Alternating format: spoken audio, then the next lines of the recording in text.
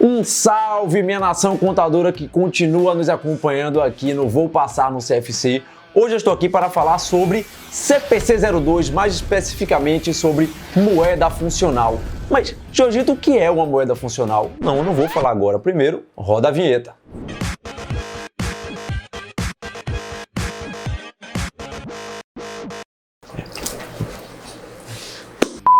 Moeda funcional é a moeda principal do ambiente econômico em que a entidade opera.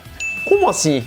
Veja lá, tem que saber onde é que a sua entidade, a sua empresa está hospedada, onde é que ela está localizada e a partir daí você vai ver qual é essa moeda. Mas é isso? Não, não é só isso. Você tem que ver a moeda funcional também pelo a principal moeda que a empresa gera e despende caixa. Então veja, não necessariamente você estar num país significa que a moeda funcional da sua empresa é a moeda daquele país. Você pode ter uma moeda funcional de outro país, do seu país de origem ou de outra localização. E tem alguns fatores que podem interferir nisso aí. Então, eu vou dizer agora quais são os fatores, mas agora eu quero falar isso num ambiente mais relaxante, na praia, onde a gente vai estar relaxando tranquilamente, curtindo a nossa vida. Então, imagine agora que eu estou na praia. Para quê? Só para falar de moeda funcional, dos fatores que influenciam na determinação da moeda funcional da sua entidade. Então, o CPC ele fala o seguinte: quais são os fatores que podem impactar?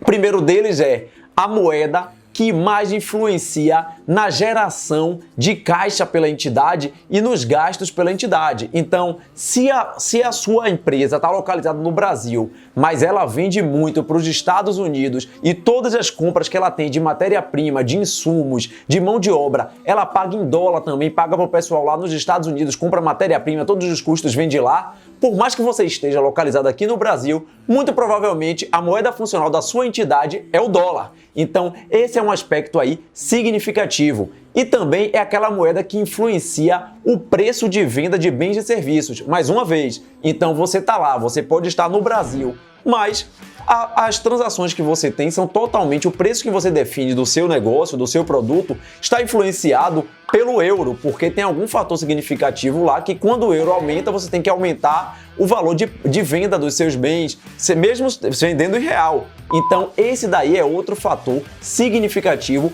que influencia na decisão da moeda funcional. Ah, gente, mas moeda funcional é assim, eu que escolho, eu acho que esse mês eu quero que a moeda funcional da minha entidade seja em ien.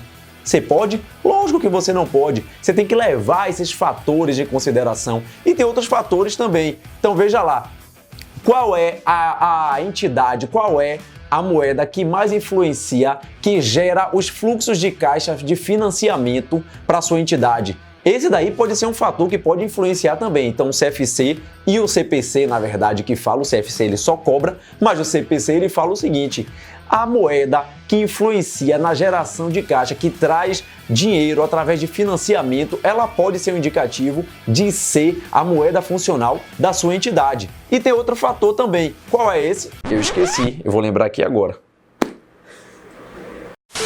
Lembrei. Vou falar aqui, mas antes de falar eu vou pedir, cadê o seu like? Você já deu? Você já se inscreveu aqui no canal? Você já ativou o sininho, deixou sua notificação? O que é que você está achando? Você já teve dúvida sobre moeda funcional? Comenta aqui pra gente qual foi sua dúvida, o que é que você se bateu, o que é que você não está entendendo. Por exemplo, você entendeu por que eu fui pra praia nesse instante? Não, nem eu. Mas comente aí pra você achar. Diga aí o que você achou da minha ida pra praia, porque semana que vem eu vou pra outro lugar no mundo só para poder viajar e estar próximo a você. O último fator que eu queria falar é o seguinte: é a moeda do país que influencia nas forças competitivas relacionadas ao seu negócio e nas regulações. O país que regulamenta o seu negócio e que joga as forças competitivas, ele também, a moeda desse país, pode ser um fator que pode influenciar na decisão, na escolha da moeda funcional. Como eu falei, não é uma decisão arbitrária, aleatória que você vai chegar e decidir, mas você tem que olhar alguns aspectos e ver se faz sentido ou não. Você sempre tem que analisar, vendo uma entidade, se de fato a moeda funcional que ela decidiu realmente é a que faz sentido de acordo com a operação dela. Como eu falei, não significa que você estando no Brasil, a sua moeda funcional é o real brasileiro. Pode influenciar com tudo que eu já falei aí. Mas depois que você decidiu a sua moeda funcional, imagine que você quer apresentar a sua demonstração financeira em outra moeda. Então vamos lá. eu tenho minha moeda funcional, é real brasileiro.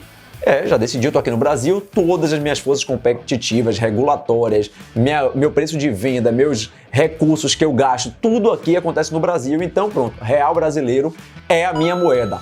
Só que eu quero apresentar para os investidores de fora, eu quero apresentar os valores das minhas demonstrações financeiras em dólares.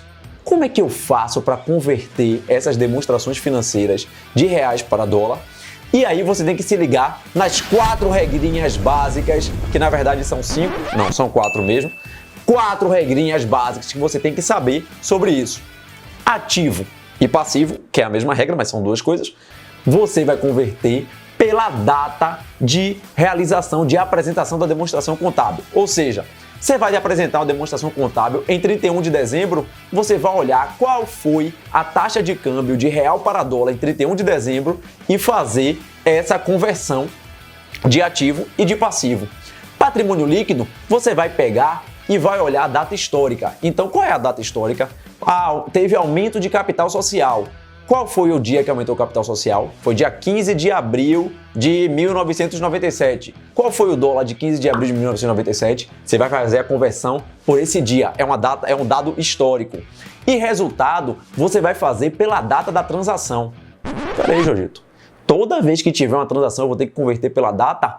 Esse é o ideal, mas nem sempre é possível. E aí o CPC ele deixa uma brecha para você aí. Pega a taxa média do mês. Então imagine, todo mês, o que você tiver de receita, de despesa, de custo, você vai somar lá o valor em real e pegar a taxa média do dólar daquele mês e fazer a multiplicação, mês a mês. Então se você vai apresentar a demonstração do resultado de 1º de janeiro a 31 de dezembro, você vai converter o mês de janeiro, depois o mês de fevereiro, depois o mês de março, abril, maio, junho e o resto do calendário você já conhece, ou então se não conhecer, vocês colocam aqui atrás para todo mundo saber o que é que vem depois de junho. E aí você soma tudo e vai encontrar o seu resultado, as suas contas de receita, despesa e custos daquele ano convertida pela taxa média. Lembrando sempre que essas diferenças entre a taxa de 31 de dezembro e a taxa média, que é o que você encontrou, tudo isso aí vai ser reconhecido como outros resultados abrangentes do período. Se ligaram na magia aí? Então é isso aí, tudo que você precisa saber sobre moeda funcional para o exame de suficiência do CFC, eu já disse aqui, eu espero que vocês tenham aprendido. Se liguem, um grande abraço e até mais.